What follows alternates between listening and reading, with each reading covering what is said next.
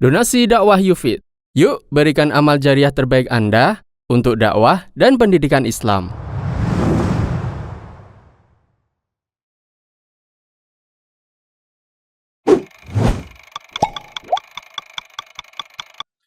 Yang kedua, yang harus kita persiapkan jemaah sekalian rahimakumullah, untuk menjawab pertanyaan malaikat man rabbu itu Allah, adalah ketulusan jiwa dan raga kita untuk Rabbul Alamin, yaitu tauhidul uluhiyah, yang hakikatnya,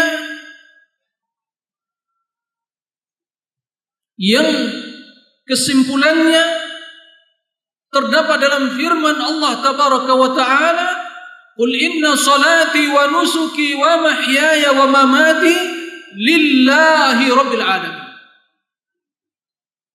Itu kesimpulannya. Meluas pembahasan masalah ini, tapi kesimpulannya apa yang selalu kita ikrarkan di dalam doa istiftah, itu di antara doa istiftah, bagian dari doa istiftah juga, yaitu kita mengucapkan inna salati wa nusuki wa mahya wa mati lillahi rabbil alamin. Sungguhnya salatku, pengorbananku, hidupku, matiku lillahi rabbil alamin, la syarikalah, tidak ada kesyirikan sekutu baginya. Wa bidzalika umirtu, dan itu yang diperintahkan kepada aku. Wa ana awwalul muslimin, dan saya orang yang pertama sekali berserah diri, pasrah kepada Allah. Istislam itulah tauhid. Lahir batin kita, jiwa raga kita, seluruh ibadah dan ketaatan lillahi rabbil alamin. Allah tempat kita memohon, Allah tempat kita bertawakal, Allah, kepada Allah kita memohon, kepada Allah kita mohon perlindungan, mohon pertolongan, mohon keselamatan, bertawakal, berharap, mencintai. Takut hanya kepada Allah, bergantung kepada Allah.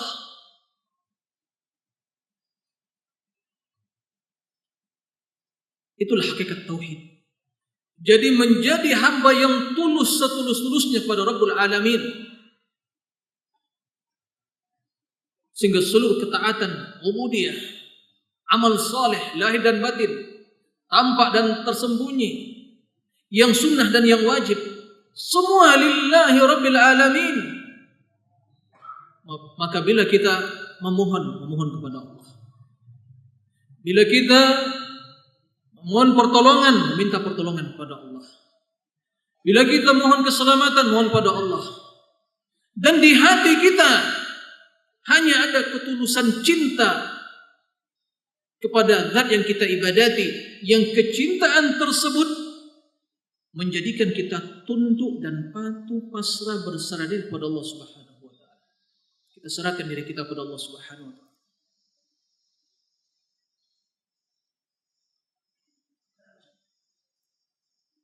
Inilah hakikat tauhid. Inilah hakikat penghambaan diri kepada Allah. Inilah hakikat dari makna keikhlasan dalam hidup ini.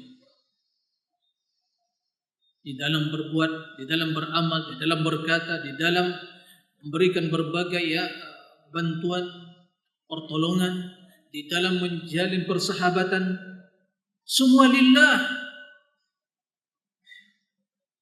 Dia solat lillah, berpuasa lillah, memberikan sumbangan bantuan lillah, bukan mencari suara, bukan mencari jabatan. Ya. Dia beramal, baca Al-Quran lillah, dia pergi haji lillah, umrah lillah, baca Al-Quran lillah, infak lillah, hadir di majlis ilmu lillah.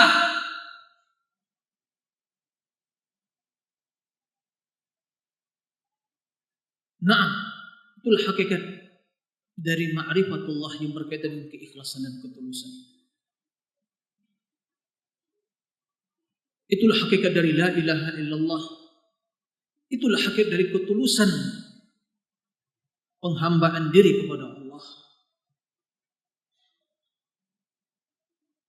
Jemaah sekalian rahimakumullah, ini harus kita dalami, ini harus kita pelajari, terus diulang-ulang, karena ini berkaitan dengan inti utama penciptaan kita, tujuan utama penciptaan manusia dan jin, dan juga tujuan utama diutusnya para rasul, dan tujuan utama diturunkannya Al-Quran.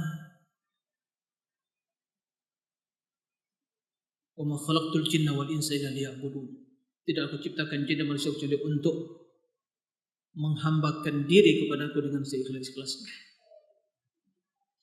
Inilah tujuan diutusnya Rasul, untuk menyuruhkan dakwah tauhid, mengajak manusia untuk mengikhlaskan ubudiyah mereka kepada Allah.